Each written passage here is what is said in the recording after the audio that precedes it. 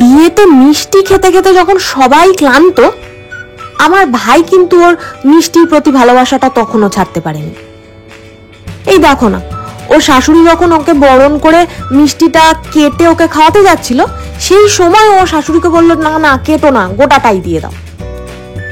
সে যাই হোক, আজ না একটা অন্যরকম বিয়ের সাক্ষী হলাম।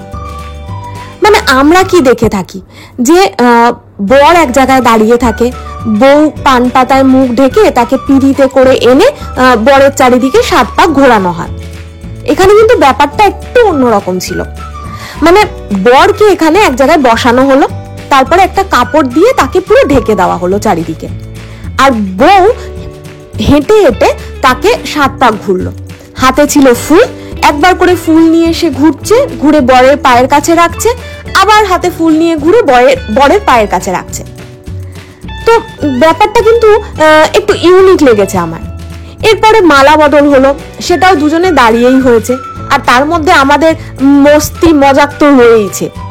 আর শেষে ওদের দুজনের মাঝখানে একটা প্রদীপ ধরা হয়েছিল, আর প্রদীপটা ধরার পরে ওরা দুজনের কাছে নিজেদের কথা দেওয়া নেওয়া করলো।